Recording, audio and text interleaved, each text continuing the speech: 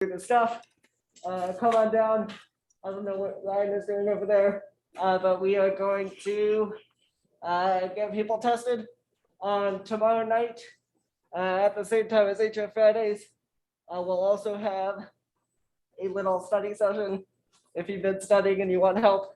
If you have some questions, a bunch of people who know more stuff than I do should be there to doodle a bunch of stuff out on the whiteboard and help you out.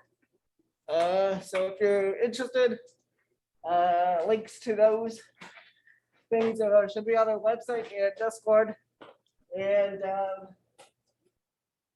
let me know if you have any questions.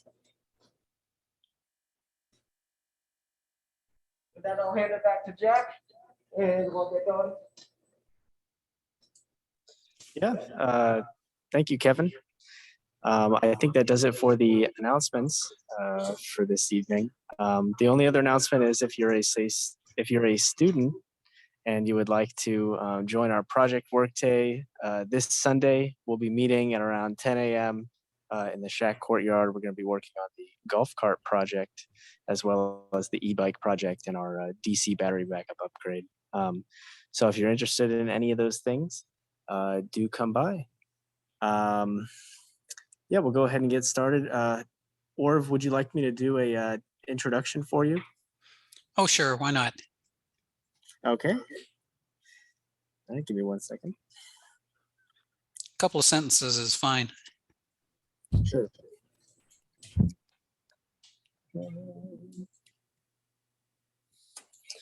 All right, everyone. Thank you for coming this evening to our Cal Poly Amateur Radio Club general meeting. Tonight we have our wonderful speaker, Orv Beach, W6BI, who will be talking about ham radio networking and the Arden mesh. He'll be discussing its applications to emergency and non-emergency amateur radio communication in SLO County. So yeah, without further ado, Orv, take it away. Thanks, Jack. Let's see if I can make this work here.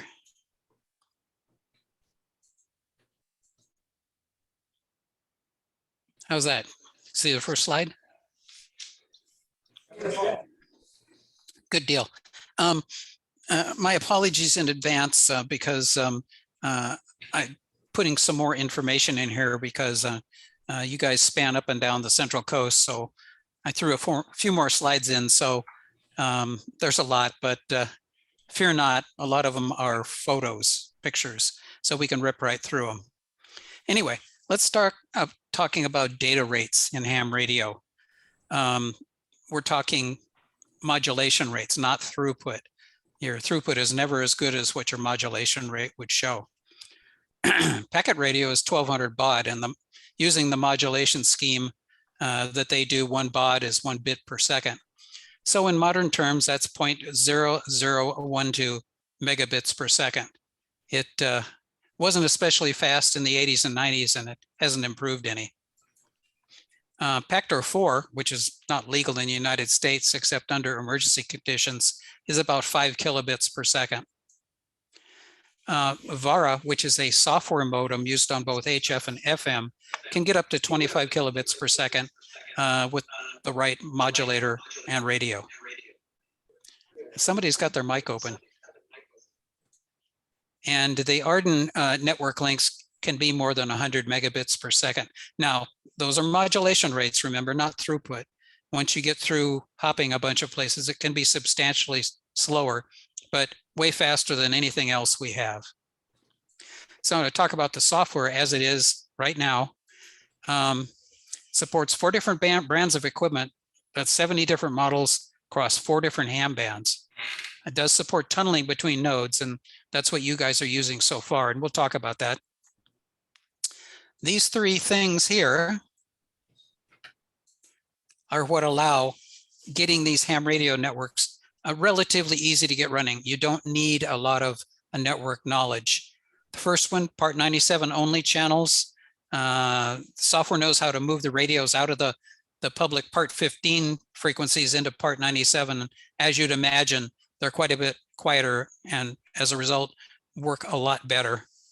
I'll talk more about MIMO and 802.11n, but that's the modulation protocol they use. The routers provide DNS and DHCP. They figure out routes to their neighbors and routing information, so you don't have to set up routing tables or mess with BGP or anything like that. Once the software is loaded, we call them nodes. They're stock. You don't have to mess with them. They self-locate each other, routing, and create a TCP/IP network. You have to kind of consider them like handy talkies. They're low power, limited to line of sight. We'll talk more about that. So like a handy talkie, you usually end up talking through a hilltop radio. And different than a handy talkie, if your node happens to hear multiple hilltops, it will always choose the strongest one. So no point in using an Omni. Focus all your RF in the right direction towards the node that your node prefers. This is an old slide. I've been using this for quite a few years, and I've updated periodically to show the improvement in distance, how far you can link. However, still just one tree and one with not a lot of foliage. So you built up this bitchin' network, you know, but it's just infrastructure. It's just meant to carry stuff like the internet. I'm not going to read these off. You can look at them, but you can put pretty much anything you want on a ham radio network subject to the Part 97 regulations. Now I'm going to go through a few examples. Mattermost is kind of like a Slack wannabe. It's free. Another one is Rocket Chat. We use Mattermost. This is a kind of an interesting slide. This was 3 or 4 years ago.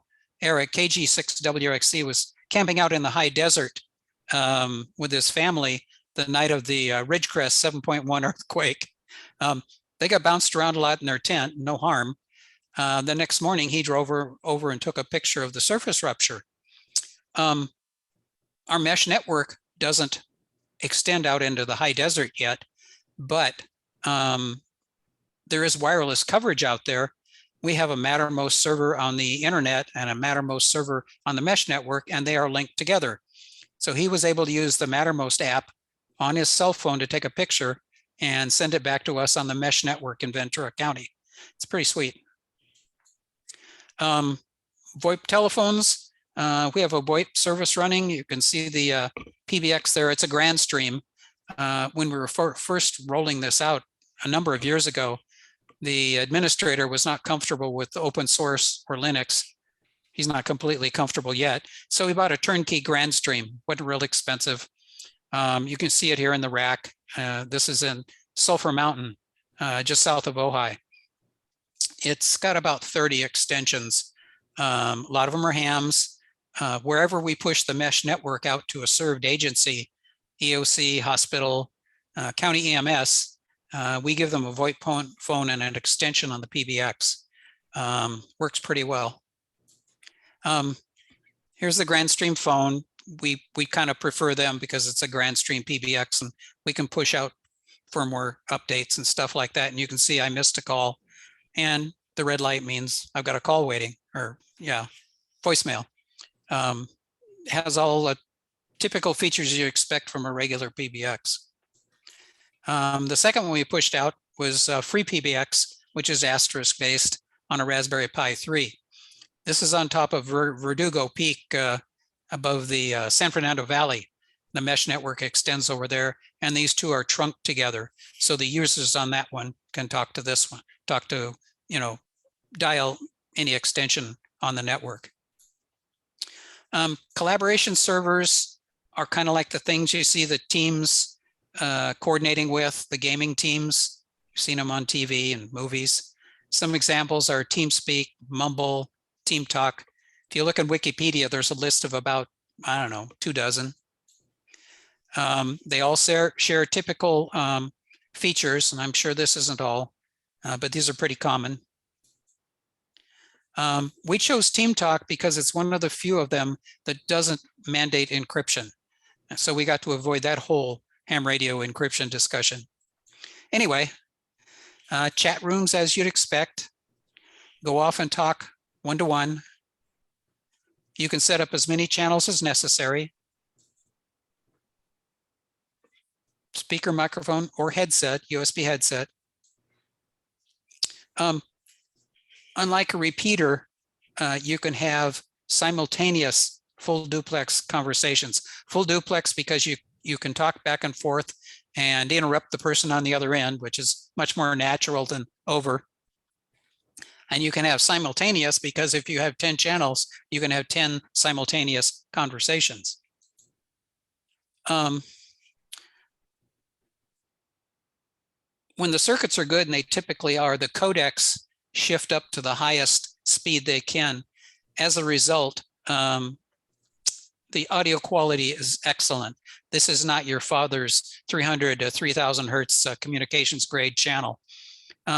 During our weekly nets, I will close the doors in the office, put a headset on, put it on Vox, put my feet up and just chat normally. It's very pleasant and very nice for those of us whose hearing isn't quite as good as it used to be. You can do push to talk, Vox, or you could nail up an open mic if you have a need for that between two locations.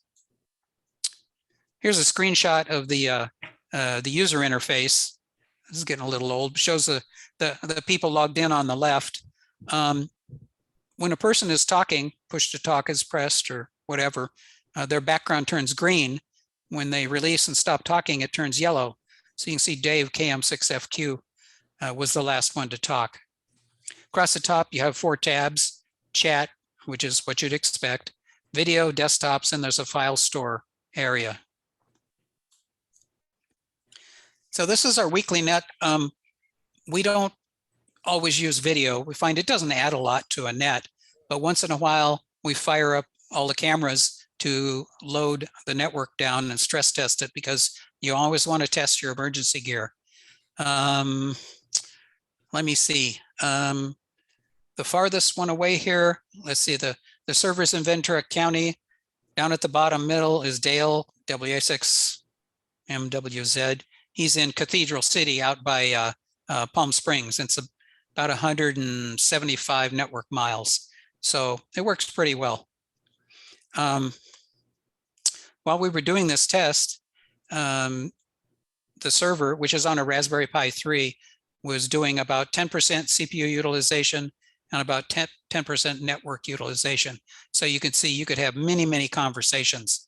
On the left, you can see the people who are talking, but down at the bottom, you can see aux channel 1 and 2. I named them that just because that's what I decided to call them. They could be called Fire Camp 1, SLO, ECC, or EOC, or whatever. To use them, you double click on them, and the other person you want to talk to does likewise. You can chat on that channel all you want. And when you're done, you double click on the root channel up at the top and you're done. Very, very handy. It's a lot of fun. I want to talk a little bit about this one. In the late 2016 and all through 2017, when the Arden software had matured, Paul, WD6BI, and I were pushing a backbone east to west across Ventura County. And every place we put a backbone link, we put a user access point, 120-degree sector antenna or something. And this particular site, which happens to be Sulphur Mountain, we had an old bullet camera we stuck on there just for fun. Look at it occasionally. Another tech specialist, Ben AI6YR, emailed me in, I don't know, late September with a link on how to, an article on how to stream webcams to YouTube. He says, take a look at that, see if we can figure it out. Maybe we can use it in the future. Well, I took a look at it, figured it out, put it away for future use, showed him a live stream of my driveway cam, big deal. So anyway, the Thomas fire broke out about 6 p.m. one evening in December. I forget the date. Ben pinged me not long after because he keeps his ear on all the emergency channels. I managed to get this camera, which was not the one I tested, up and running, and as luck would have it, it pointed at the source of the fire, which was near Santa Paula, near the Thomas Aquinas Academy. We streamed it for about 2 hours.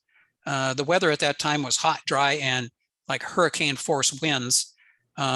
We lost the network link when an intermediate channel lost AC power. At that time, we didn't have backup power, but we did stream it, and quite a number of people watched it. Subsequent to losing the link, the fire came over the hill there. You can see the property owner's light illuminating his driveway gates there in the middle. Fire came down there, wiped out that, came down right in front of the tower, about 100 yards in front of it, proceeded right to left across the edge of his property, proceeded west to the town of Ventura and wiped out hundreds of structures, hundreds. A few days later, I got an email from an inspector from the Ventura County Fire Department wanting the URL of this video. And I gave it to him. Never heard anything back directly, but we did hear through the grapevine that they found it useful because it was the first video existent of this fire. So we got some props for that. The following year, in June, the County Board of Supervisors, like they do every June, declared it Ham Radio Month, and in the proclamation, they specifically mentioned this video. So that was pretty cool. Excuse me. Lessons learned: backup power everywhere you can, and pan-tilt zoom cameras everywhere you can. So over the following year, we started hardening all the sites, and sure enough, November of the following year, the Woolsey fire broke out. This camera is in the north edge of Simi Valley, looking kind of southwest. Woolsey Canyon is on the border between LA County and Ventura County, about 3 screens, maybe 4 screens off to the left. It broke out there, and again, hot, windy, dry weather, and it proceeded from Woolsey Canyon over here in about, I don't know, less than a day. There's no houses where you can see the fire, but it burned down towards the community at the bottom, the neighborhood. Ventura County Fire fought it off. The wind shifted a little bit. It went back over the hill, back down into Thousand Oaks, through Thousand Oaks, and then down into Malibu, and again burned hundreds and hundreds of structures. We streamed this one for 36 hours, and Ben, who has a huge Twitter following, tweeted the YouTube URL out for people. And throughout those 36 hours, hundreds and hundreds of different people watched it. And we heard back that they found it very timely to watch it, because sometimes there was a lag for information coming out of conventional news sources. We've done a bunch of little other fires. This fire broke out right at the base of the hill where we had the camera. For those who know the area, that's the 118 freeway going from Simi Valley to the San Fernando Valley, right on the border. And this happens to be in the Santa Susana Pass. It broke out, I don't know, somebody threw a cigarette out or something. If you look closely in the bottom center, you can see the strike crew that a previous helicopter dropped off. So we streamed this until I got it out, a couple of hours, but you know, it helps build up awareness. I posted it to Facebook and the local ham radio ACS email lists, stuff like that. The other thing that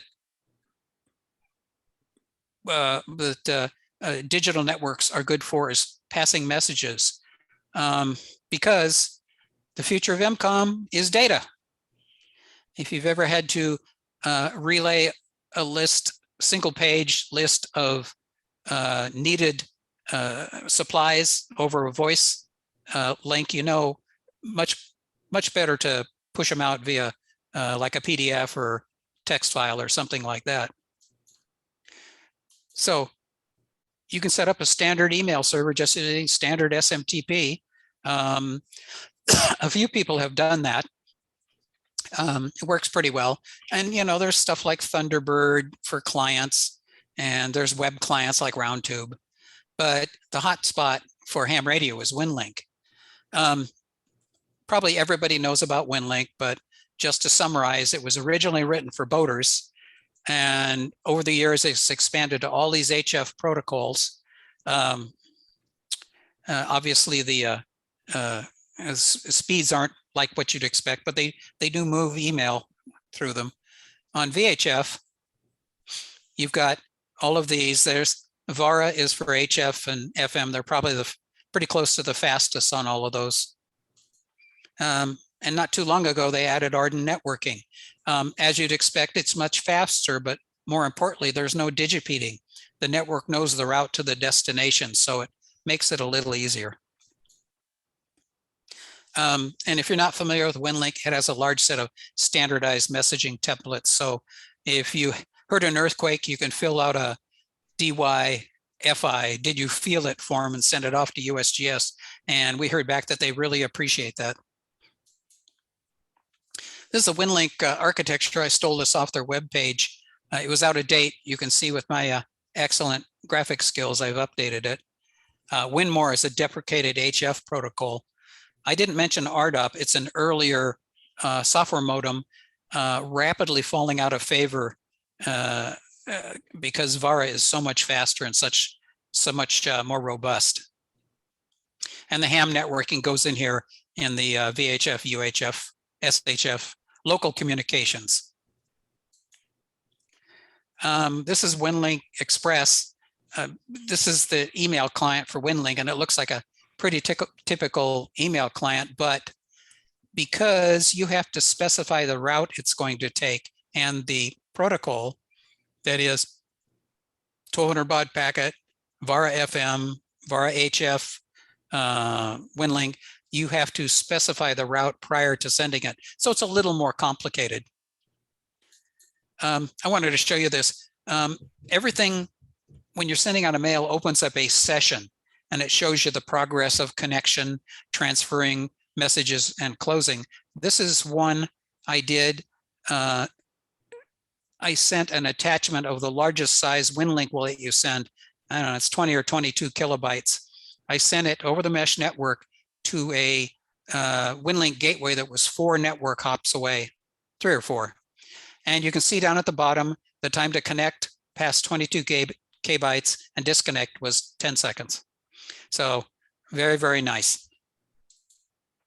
Other things you can put on the network are your weather station. This is mine. When did I take this? A couple days ago. And this is the vanilla configuration. You can customize this and go crazy, but it's really handy. This particular instance is on the mesh network, but I mirror out to my cloud server so I can check all the weather at home. And it'll push out to Weather Underground and a couple of other things too. And you know, it's not all about emergency communications. You guys got to have fun. We've played with Scrabble, put a server up, played a few games, that works fine. BZ Flag is a tank game. I suck at it, I get killed all the time, but it works fine. And once in a while, we'll play a few hands of poker. So how do you get set up on this? The hardware, mostly designed for outdoor use, as you'd expect. So it's weatherproof and it uses PoE. And I can't tell you how amazed I am at the sophistication of the hardware we get for so little money. If you ever read 802.11n protocol, Wikipedia's got a good coverage on it. And also read one about MIMO. It's amazing. MIMO, multiple input, multiple output, and the equipment we use has a vertical polarization, vertically polarized antenna, horizontally polarized antenna, and 2 chains, 2 modems and 2 transceivers driving them. And they send independent data streams out simultaneously on the same frequency with a 90 degrees polarization difference between them, and they combine them at the other end. It's amazing. And most of them have built-in gain antennas for vertical and horizontal polarization. Just some words of caution. The hardware is advancing very, very rapidly, like you would expect in all electronics. And there's some old gear out there that barely fits the current Arden firmware. So be careful. And if they're not MIMO, in other words, if they have one end connector on the back, take a pass on it. They're about half the speed, and a lot of it doesn't even use 802.11n. And MIMO devices expect a MIMO device on the other end, so you lose half your power going to a single polarization antenna. And if you're not sure, on the Arden website, there's a matrix of devices that they support, and some of them are flagged with a light green color that they don't recommend putting them out for new deployments, either because they're not MIMO or they're marginal hardware. So this is what it was 10 years ago. Linksys WRT 54G. In spite of having 2 antenna connectors back there, it's not MIMO, only 4 megs of flash. And I think I mentioned the radios we use now are 600 milliwatts. This one's 60 milliwatts. And you have to run long, lossy cables to your antennas. So this has gone by way of the dodo, fortunately. So what's modern out there? These are Ubiquity nanostations. They're quite versatile, very popular for short hauls. I don't recommend them anymore for a new purchase, and I'll talk about why.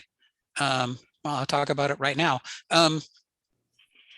The newer ones, the XWs, have 64 megs of RAM, unlike the older XMs had 32. So they don't run out of RAM as quick, but we did a load test last fall called Meshaween. Tied everything together we could. Node counts got up crazy high, and these lagged rather badly. It turns out they have the slowest CPU of pretty much everything we run. So I'd recommend taking a pass on them and buying the Microtech SXTs. CPU's 50% faster, got plenty of RAM. They're no more expensive. If you buy one, you get one that's on the lower left and use a hose clamp to tie it to a pole. If you want a better mount, I think this mount on the right is like 17 bucks or something like that. They have them for 2 gigs or 5 gigs. If you really need to get a better signal, on the left is the Ubiquity Power Beam. This one's for 5 gigs. It comes in the 300, 400, and 620 millimeter scare your neighbor size. Starting to get a little scarce because Ubiquity is dialing down their production of 802.11n only products. The Microtechs on the right-hand side, large head grid 5 HP and HPXL, work very, very well. They're very light and very low wind resistance, as you can see from the grid there. These are really popular with the guys who are backfitting digital capabilities into their Go boxes, or in some cases, they build a separate digital Go box. TP-Link isn't as popular as you'd think it'd be. They're excellent. I've had a 2 gig TP-Link up since 2015, still running. Don't recommend the 5 gigahertz one, the 510 anymore for the same reason. The 610 was the 5 gig. You can see the dish on the right, that's the 610. Works very, very well. If you can find one, it's supported fully. Its replacement, the 710, will be supported probably this fall by Arden.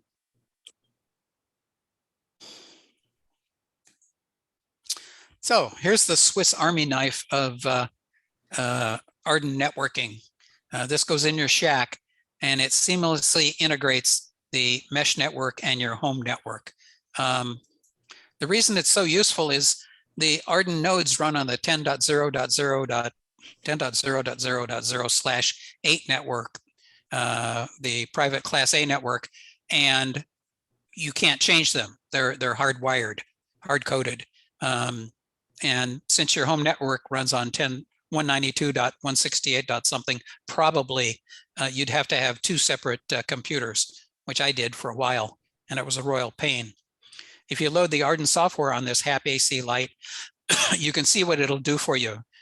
Port 1 at the bottom goes to your home network. Port 5 is the device-to-device link to the node outside for your RF link to the network, and also pushes PoE out there. And anything on ports 2, 3, and 4 can talk to both networks, the internet and the mesh network. This is pretty much the second, or in your guys' case, the first thing they buy to get on the network. Very useful. It's good to get on the air through a tunnel, but Arden recommends only doing that until you can get an RF link going, because their mantra is don't trust the internet. Couple of views of, these are older. I need to get some fresh ones. User installations on the left, 2 nanostations, 2 gig and 5 gig. Why 2? Because the site he's talking to, which is I think about 4 miles away, has both 2 gig and 5 gig user access points. If one goes down, he maintains his link. We're doing this at the EOCs and other served agencies we can to maintain some redundancy. On the right, KM6 PTE's installation, you can see a nanostation at the top and a microtik at the bottom. Doesn't look like he's using it, but I didn't mention it, but the nanostation down at the bottom has 2 Ethernet ports. You can run your POA into the main port, back out the secondary to a second radio node there, and it'll pass through not only PoE, but data. So if he has like a 5 gig dish at the bottom and a 2 gig nanostation on the top, he can relay stuff locally. All sorts of potential. For those who are in an HOA area, they have to let you put up a satellite dish, and nobody will notice that it's not pointing at a synchronous satellite. And actually you point it at 22 degrees to the horizon. That LDF at the feed point there, light dish feed, is about $36, and the universal mount there is I think $8. So it's a good way to get going.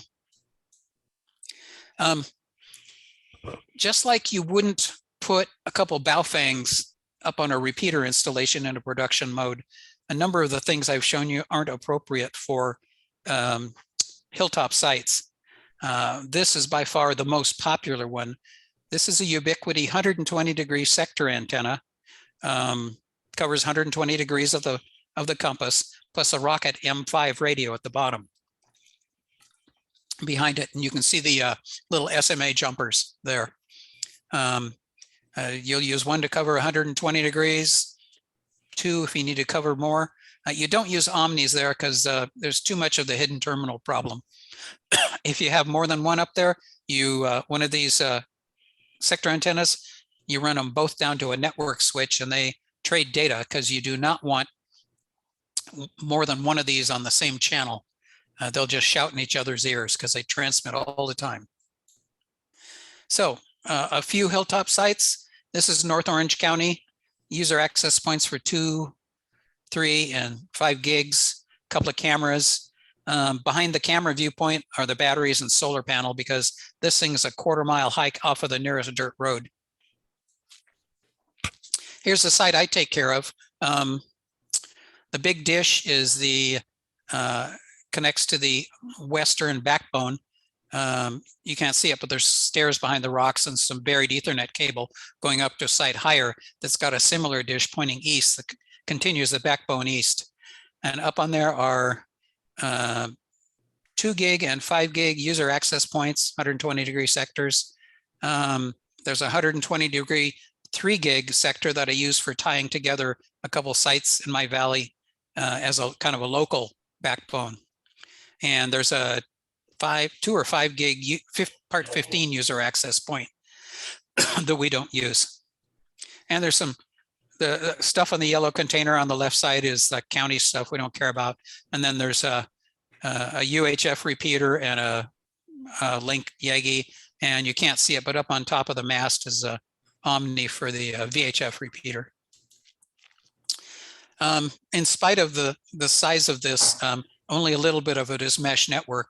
This is the Darn site on Verdugo Peak, kind of above Burbank. There's only 3 sector antennas there. There's a 5 gig pointing south, 5 gig pointing west, and a 2 gig pointing west. The 3 gig dish at the corner of the container connects back to the one we just saw, or to the site.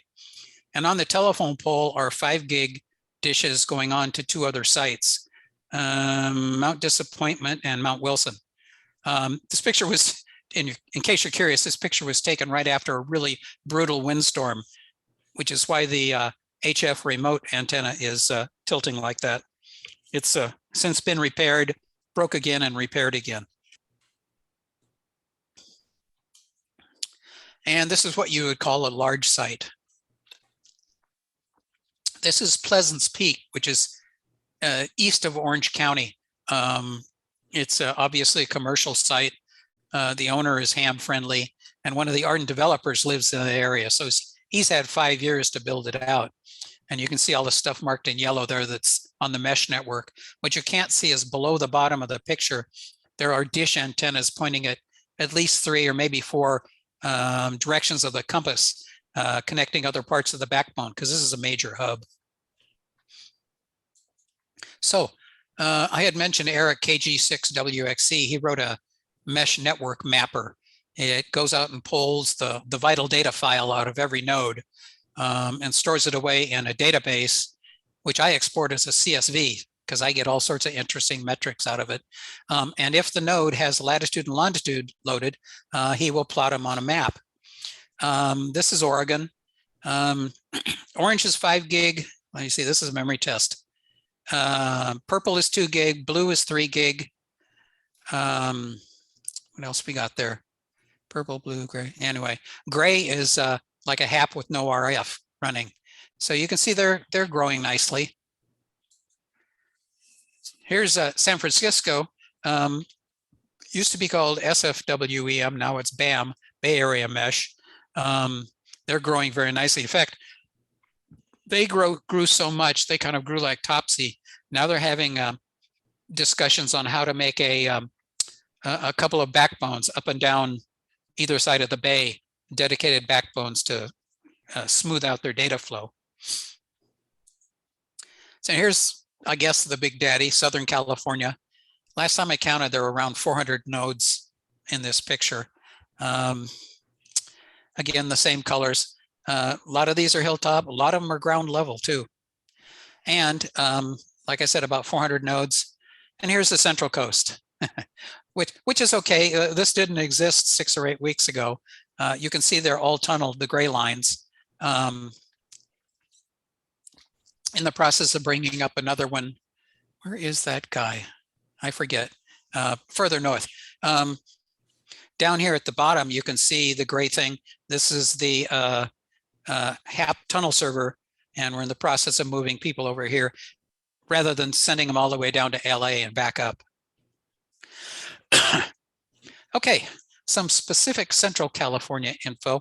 I've been the last couple of weeks looking over the hilltops there, and the guys have been real good about providing hints for your data, what sites are feasible. And I've been doing all sorts of line of sight surveys and stuff like that. So this is the coverage you'd get of Lompoc from Gravel Peak. Covers it pretty well. And this is it as it stands right now. Chris, K7AZ, has put the sector antenna up there. He's got some cabling to do, but I would suspect within a couple of weeks, he'll light it up real nicely. And he's got, I think, at least one user waiting to heat up the RF link. So this is the Orcutt Santa Maria area. This is the coverage you'd get with a 120-degree sector antenna from Orcutt Hill. Fortuitously, you get just as good coverage from Tepesquet, which I'll show you. It's to the east. One thing I want to comment on, you can see the line where the yellow stops. That's just in the mapper, I arbitrarily said 25 miles. But if a person in Pismo or Rio Grande put up a dish pointing this way, they could work a 30-mile link here pretty easily. This is, I think his name's Neil, and he's at Pismo Heights. He said he's interested in getting on. Don't know if we need this or not, but if we do, he can illuminate it if we get him on the network.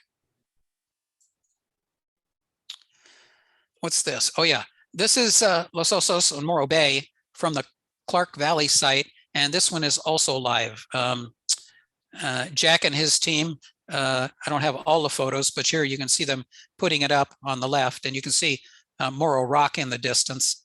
And on the right, you can see the sector antenna just below the Omni at the top. So this is the view from Wolf's site in San Luis Obispo. You can see it does provide some coverage. I think he said his tower isn't up yet. So if anybody wanted to help, I think he'd appreciate it. He's had some medical problems lately, so it's kind of not on his plate right now, as far as I know. And if you guys know of, as I go through these slides, if you know of sites that can provide more or better coverage of some of the areas along the Central Coast, let me know and we'll see if they make sense. So here's John W6RR site to the west of Paso Robles.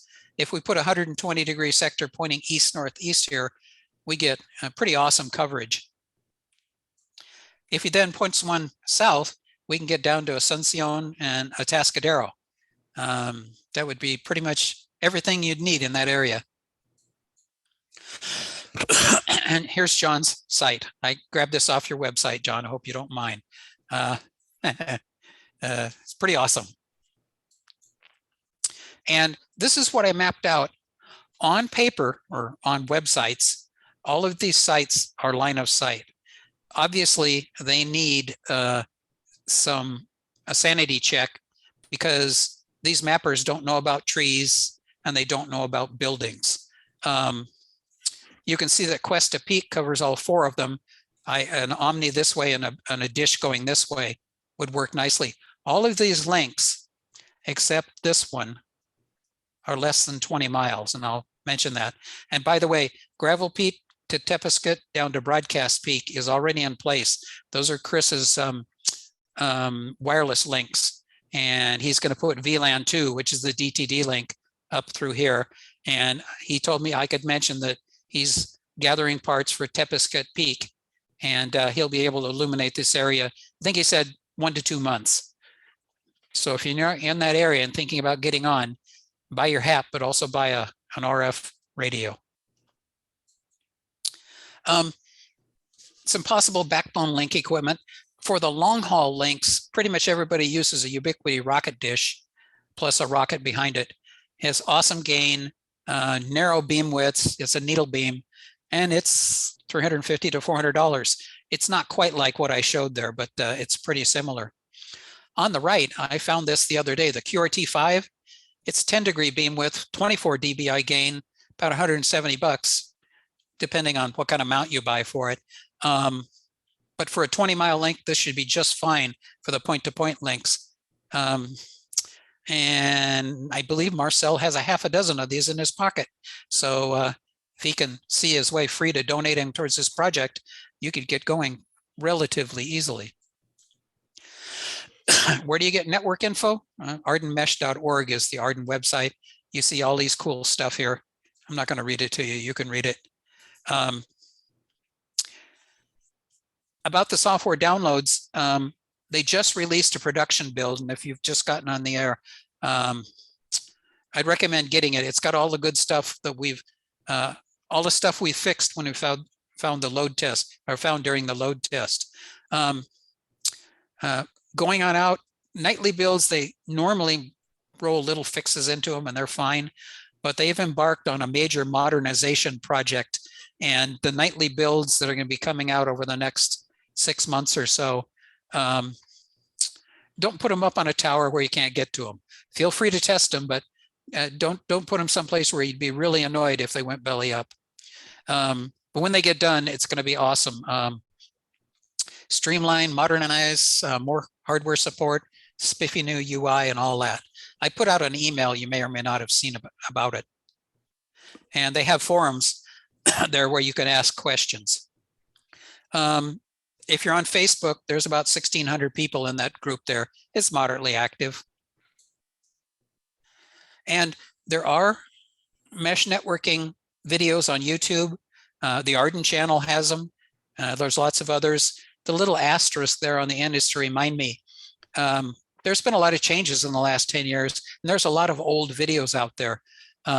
if you're looking at a video that's older than about 2 or 3 years, take a pass on it. Find something newer.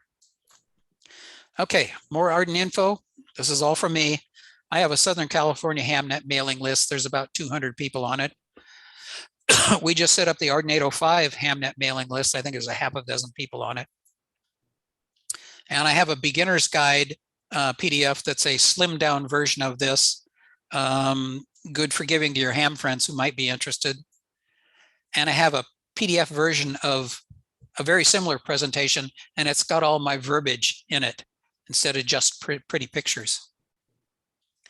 And this is the link to that network if you want to take a look at it. It's available on the mesh network, but it's also mirrored out here onto the internet. And of course, there's the Slack channel, CQ805 microwave. Questions?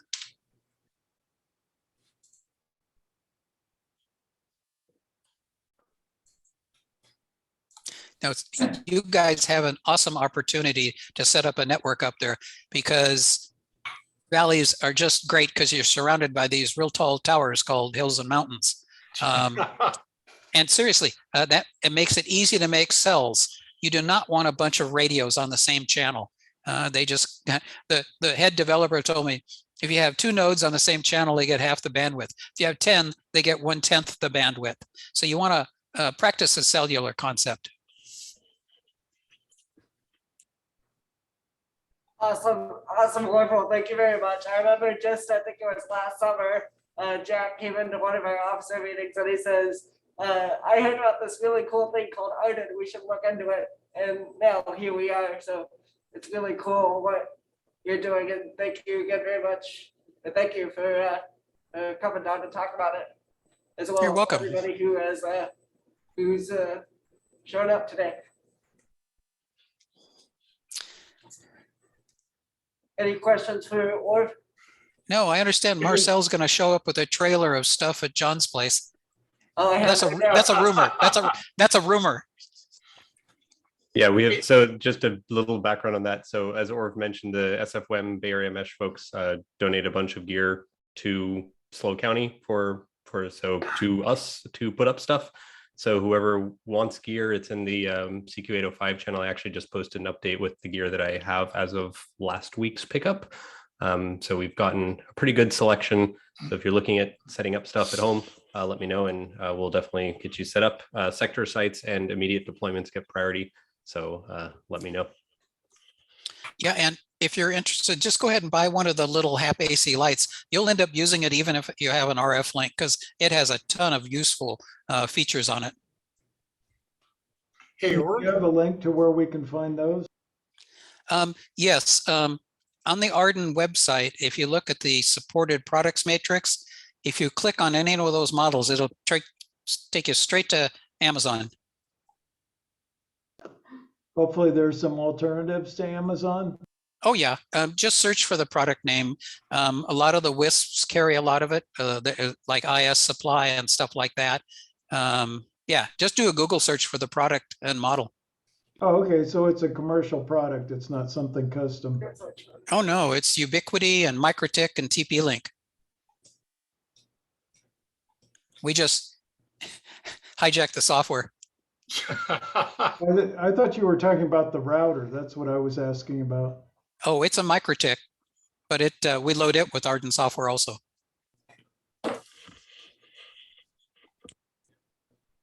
Otherwise, it's just a boring old commercial router.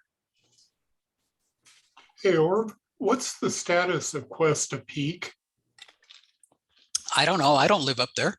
Oh, I mean, you were showing it as part of a network. I was wondering, is this coming anytime soon, or? I don't know. I'm just proposing it. I'm just Oh, I'm planting oh. the seeds. I'm just planting the seeds. Something happen. I know there's space where there's we could probably mount a dish or two, make a backbone and maybe a sector, put a sector up there. So that's definitely a possibility. I'll get in touch with Marcel and see. That would be ideal. That would be the perfect setup.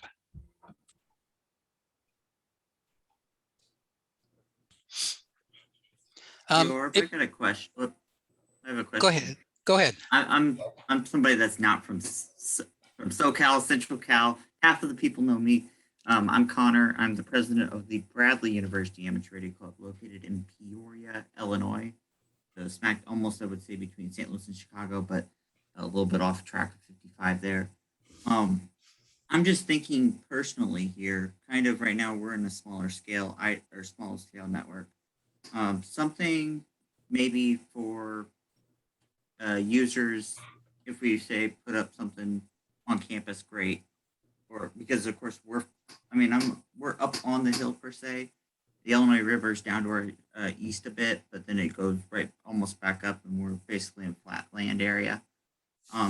So kind of a thought process. I've seen one node sitting way out of way, but just if we had built something per se even locally, this might be too small in a sense. But if we had create some type of node in the center, what would be good devices for like, or even do you guys support it for like individual user clients? So I know more people would be used to when you set up on a EOC deployment or something like that, you might have a sector or have a dish pointing up to a sector site that's more formality set.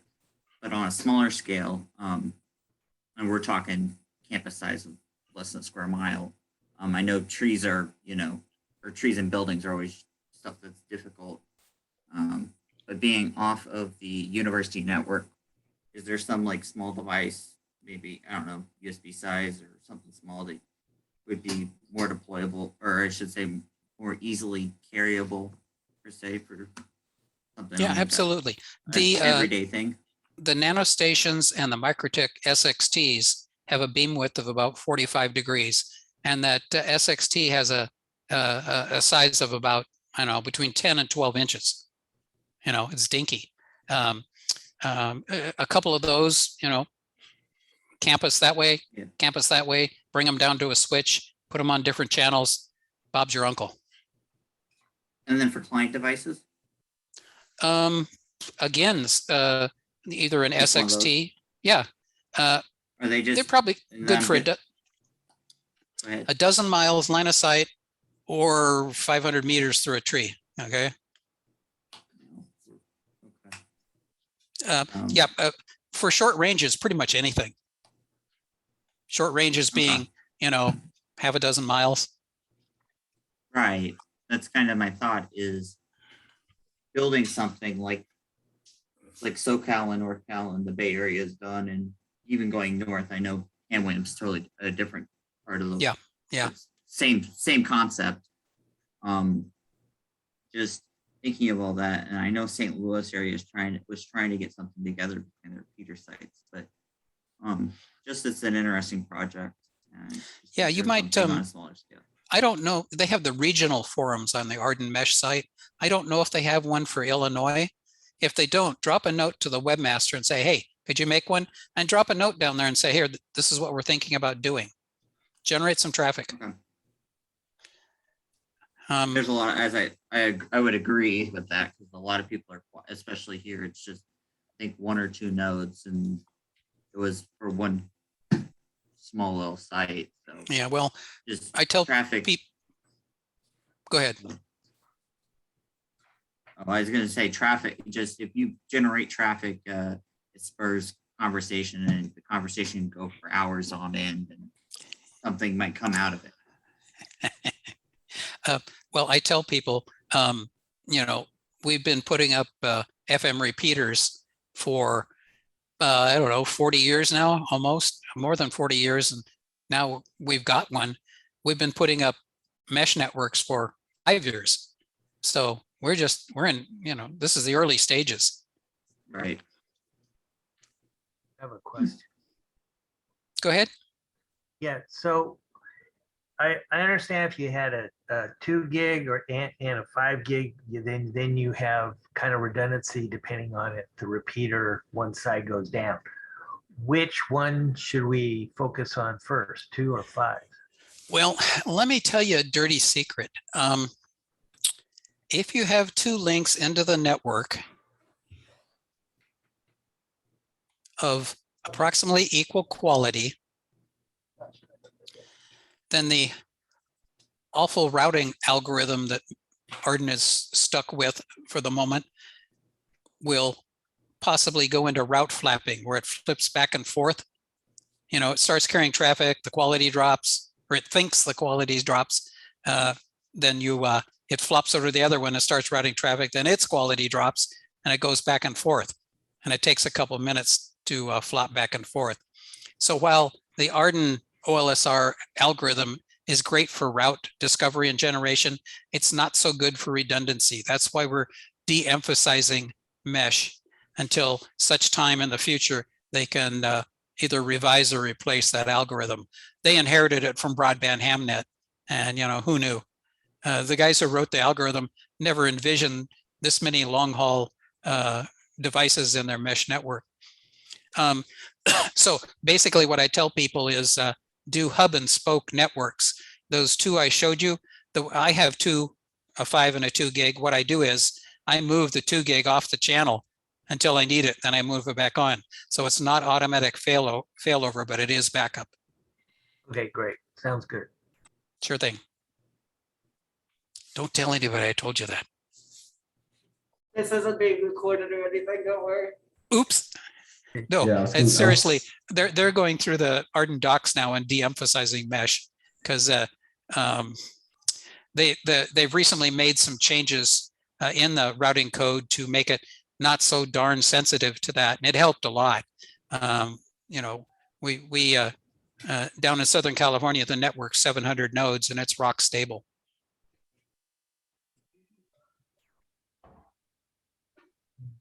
So I suspect Marcel's going to be getting some emails here afterwards. Do you have anything you want to add, Marcel? No, I think this is great, Orv. Thanks. Yeah, I already have Okay. 2 people pinging me for gear, so that's great. That's Good. the whole point. We got the gear donated, and the point is to get it out and get it deployed. I just got off the roof and got my node up. It's not hardwired yet, but it's installed and I tested it, so that's good. Is that deployable, shareable down to maybe broadcast peak in the future? Then yeah, I'm sorry, I'm not sure what the question was there.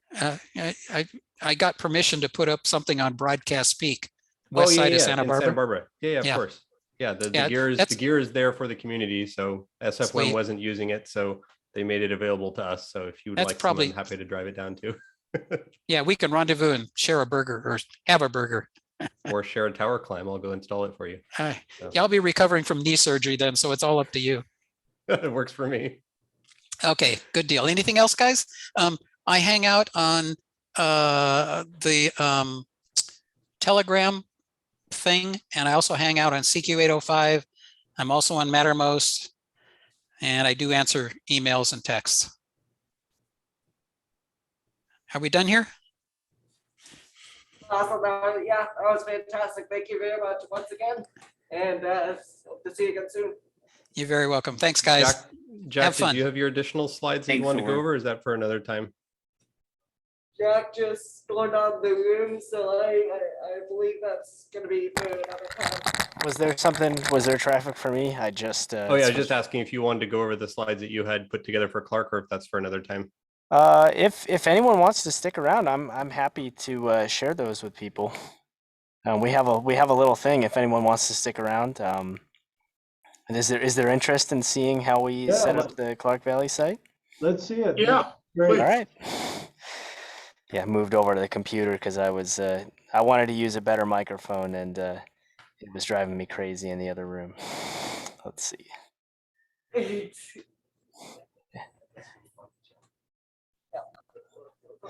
All right.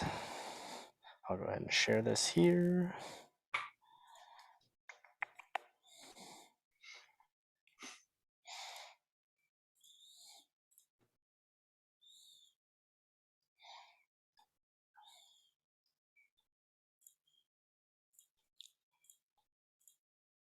All right, can everyone see that okay? Yep. All right. Yeah, so we'll talk a little bit about what we did to set up our Arden node at the Clark Valley radio site in Los Osos. So this is a radio site on the property of the Campbell family, for those who know them. especially the person who's been helping us out a lot is Doug Campbell, KE6UBF, and as well as Outback Wireless, who's a wireless internet service provider there. And they've been a really big help on, one, giving us access to use their site, but also procuring some Ethernet cables for us, as well as generally being accommodating with our Arden shenanigans. So yeah, thank you to them. So today we'll talk about how we built out the site, some lessons that we learned while building it, and some tools, or a tool that you might want to invest in if you're working on Arden. So your first step, right, as Orv said, is to get some hardware going. You'll want to set up a test configuration on a test bench. So make sure that it works right before deploying everything. You don't want to get up there and then find out that your radios can't talk to each other. So here we've got just a little nano station. This is one of Marcel's, as well as we've got our, thank you to Marcel for letting us use that. And then we've got our rocket here, and this is just a small sector antenna that we have at Clark Valley. They sell, like you saw in Orb's presentation just now, they sell larger ones that are really big and have a more focused beam width in the horizontal, in the elevation plane, essentially. This one is 120 degrees azimuth. Of course, it has gain outside of that, and we're actually able to access it outside of what they call the main lobe of the antenna, where most of the power is. But this is a small enough antenna, and this one was only about $80. And the rocket here was about $30, and we bought that used off eBay. Yeah, so your next step is to install at your deployment site. Chris or Matthew, if you're on this Zoom, I don't know if Matthew's here. Chris, do you have anything, or Matthew, do either of you have anything you want to say about what it was like? I know you two were spending a lot of time climbing up there on the ladder, and yeah, definitely bring a ladder if you're working at height.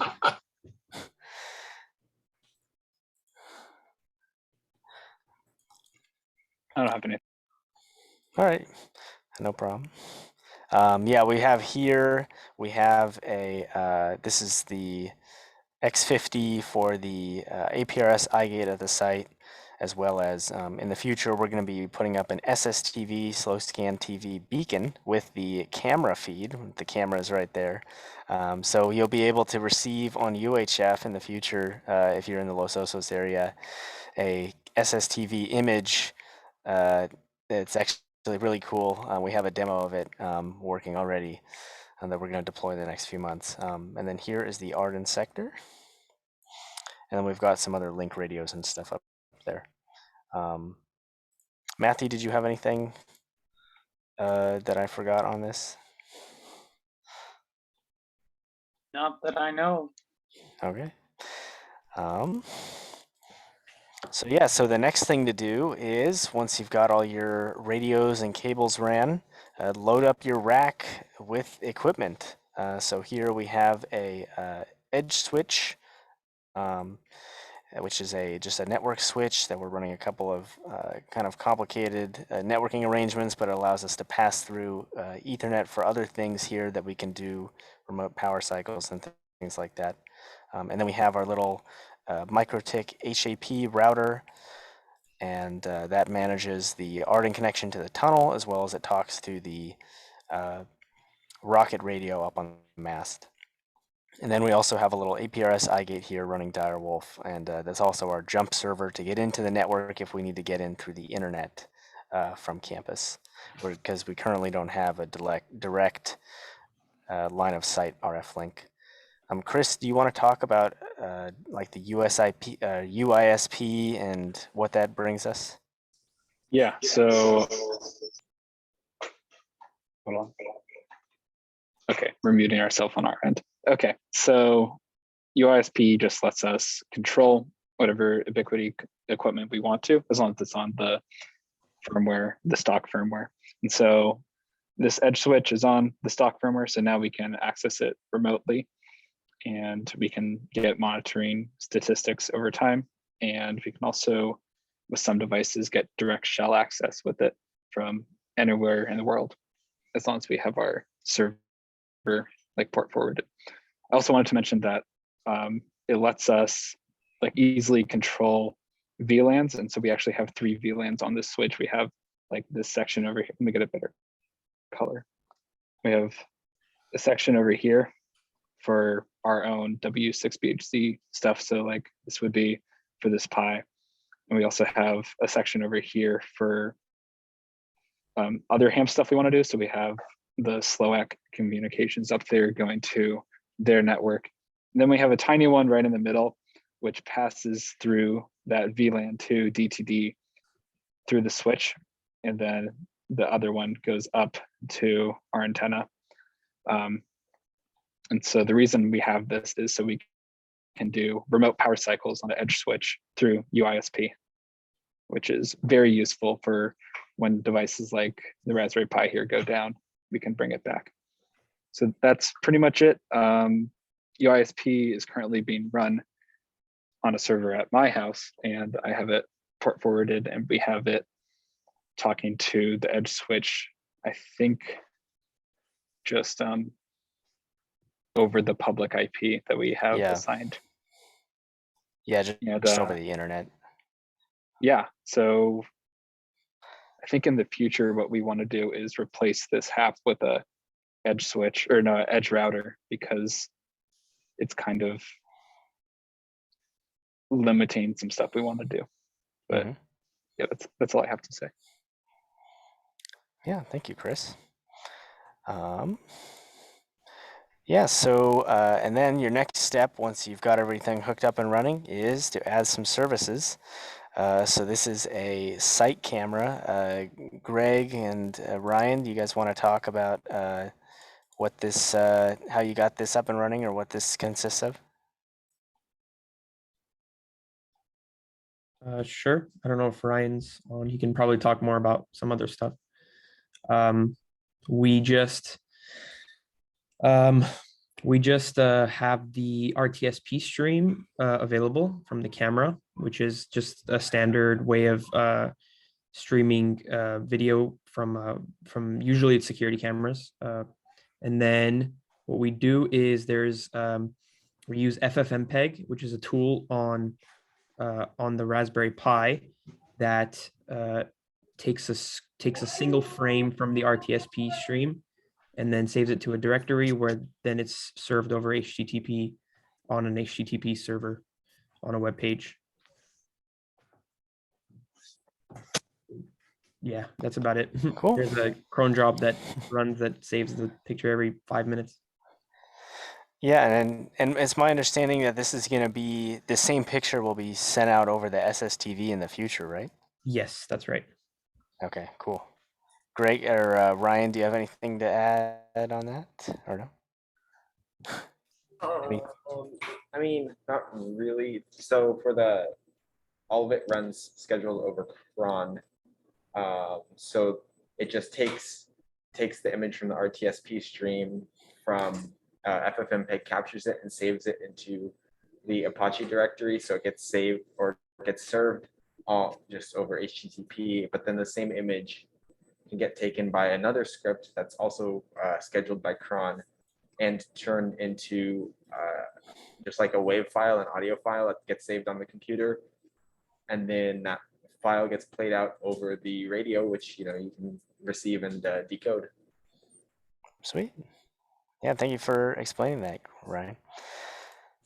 So some of the lessons learned, and Chris and I had a lot of trouble with this.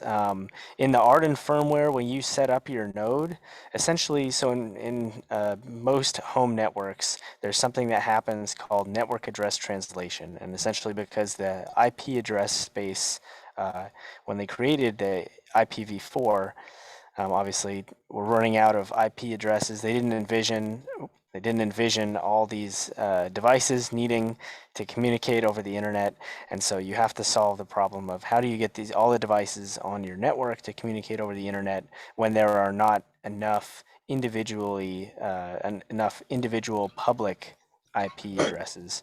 And so something that happens, which is also a firewall function, something that happens in your router, usually at home, is called NAT, or network address translation. And essentially, these are considered these 192.168 kind of networks. These are what are considered private IP address ranges, if you're not familiar.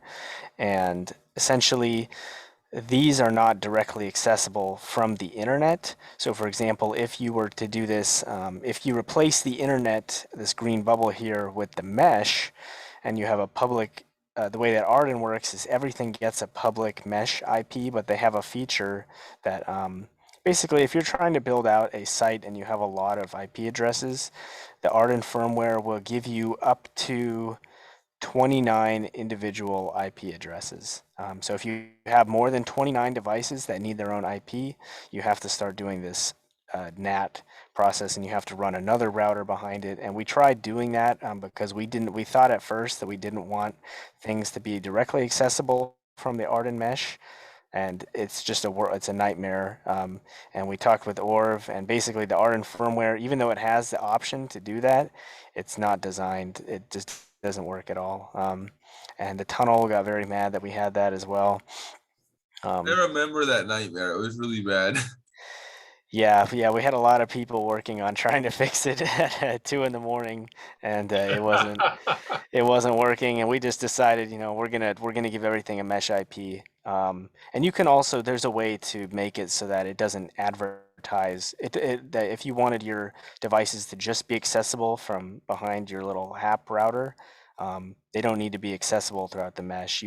There's a box that you can select to prevent them if you're concerned about super secure resources. But on a ham network, right, your threat model is not necessarily, set passwords on things certainly, but it's also a network that's kind of isolated from most internet traffic.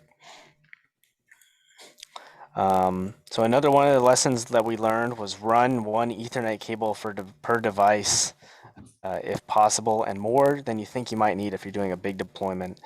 We originally had a network switch on the mast that was sharing the traffic for the Arden radio as well as the camera, and it turns out that that's one, the Arden firmware, it doesn't really like that.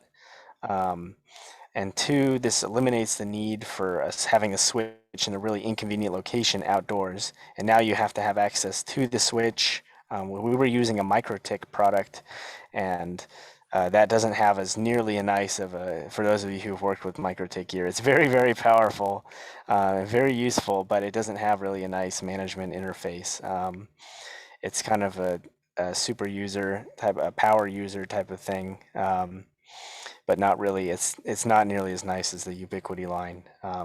So we have everything inside the vault now, and that's nice because then you can power everything from the switch. And we had to have a super beefy PoE injector that, for those of you who know Rick Gilligan, N6NL, our club trustee, he donated that, and they get very expensive.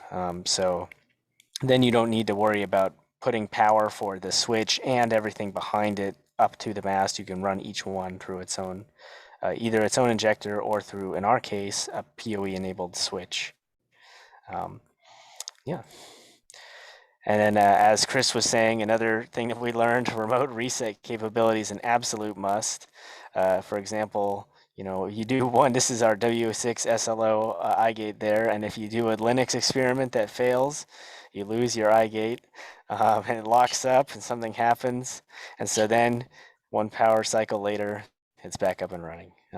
So then that saves you a trip up there. And it was actually, we had gone up there and just had it running on just a little USB power brick, wall wart power supply. And then this was at the start of our winter break. And then I actually messed up something on the Pi. It locked up for a month, and then I had to come back and get it back and running. So, I mean, it really is just plugging it back in, but it's nice to be able to do that from your phone hundreds of miles away and not have to drive up there. Another lesson that we learned is always have a helper on hand to test your configuration works through the mesh before you leave the site, not after. It's really nice to have somebody that's on the other side with a computer and relaying to you in real time if your config works or if things are accessible, because if they're not, it's much easier, like we said, to solve that problem before you leave. So one of the tools that I would recommend getting is an Ethernet cable tester. If you think you're going to do a lot of Arden deployments, this one was only $55. They have cheaper options that don't include this little toner voltage tester looking device, but it's called the toner. I'll explain what that is in a second. And it's really useful for if you're making Ethernet cables, so it can check the continuity. You plug in this little thing on the right here to your other end of your cable, and then you can check that all the wire, if the pairs are swapped on any particular cable, which is really, really nice. And you can do that without removing the cable from service. And it can test the length of the cable, which is great. Like in our case at the Clark Valley site, the cable runs about 300 feet, and it uses a time domain reflectometry TDR measurement to measure the length of the cable, which is nice. And you say, okay, I know that I need to go buy a 1,000-foot roll will probably get me 3 cables instead of having to pull the cable out, measure it, and things like that. And this thing has this thing in the middle here is a toner, and what it can do is you put the device on the left on one end, and you take the toner to the other end, and it'll basically wiggle the voltage on the cable such that you can measure. It'll make this thing plays a sound when you're near the cable on the other end. So if you got a rat's nest of cables and you're trying to figure out which one goes, then they're all unlabeled. You can go from one place to another, and it will tell you which one you're connected to on the other end. And this is also useful. Marcel, I don't know if you have any comments on this, but I know this was you were messing around with this, but a PoE voltage check is very useful. Yeah, this is a really useful feature. This is one of the reasons why we picked this particular cable tester. I have a little tester that I plug in. One sec. This little guy you can get as well, which just is a little Ethernet PoE tester. It'll show you passive, active PoE, and then reverse and that sort of stuff in different modes for the cabling. So something like that is super useful, especially because a lot of the Ubiquity gear is using passive 24-volt PoE, which can fry things if you plug in like the wrong device into it. So you do want to be a little bit careful when you're hooking some of these things up. So having one of these testers is great because you can just plug it in at the end. This particular one, what's shown on the screen there, it negotiates and will actually show you the available power. It doesn't do a full load test. There are some testers that do that. They cost a little bit more, but it does give you a good idea of what's going on. So this actually helped us debug an issue where one of the ports was like cycling. It was turning on, but it wasn't actually keeping the power active. So it was dropping back down to like 5 or 6 volts and then diving back down to 0. And then if you unplugged and replugged the cable, it went back up to 50 volts briefly and then went away again. So that was super helpful when we were doing some debug at the site and just getting it all set up. So definitely useful to have those sorts of tools handy. And if you don't, or if you invite club members or myself along, if you're doing deployments somewhere, we're happy to help out and look at those things for you as well. Yeah, thanks, Marcel. Another thing to do, bring computers with you for testing. The HAP has its own little access point in it, which is really nice that you can just connect via Wi-Fi. And as Orv said, you can get internet through that as well when you're on the local network of that device. So you can access the mesh and the internet, which is really nice for debugging things, making sure that things are working. Yeah, that's all we've got. Any questions? Wow. Awesome, thanks, Jeff. Yeah, thanks everybody. Yeah. All right. Yeah, that's all I've got. And I think just the one other thing to add, Jack, is like high level for the county. I think the next like set of things is like Orv was saying is figuring out what our backbones are and working on getting some of the backbone sites up. So if Cuesta or Black Mountain or Tassajara Peak works out, then we can start connecting north to mid county to South County. And that would be really awesome to just get the whole network expanding. Then secondary to those backbones would then be setting up various nodes in different zones. So in South County, there's quite a bit. I know Chris has been working on a lot there. And then John W6RR up in North County is looking to set up a sector at his site. So with those, we'd have quite a bit of coverage. And then I think the Cal Poly sector would be the last one on that list as well, that would need to come up on board to get that in a direct link and not just RF tunnels or just not just internet tunnels. So that's kind of high level what we see happening in the county. And then of course, just starting to play with it more. I'm using it, potentially connecting the ECCs and EOCs together, potentially using it for Tuesday night nets, other sorts of other interesting stuff as well. So lots of things we can do, and just another project and something to play with and have fun with. So thanks for all the work that Cal Poly did getting Clark Valley up. That was really, I think, Jack, you were pretty much the driving force behind that through the My match pleasure. and the kindling and set off the county. So that's great in a good way. So thanks for that. Yeah, of course. Yeah, yeah. If you're interested, like Marcel said, join the CQ 805 Slack. We can post a link here in the chat. Let's see.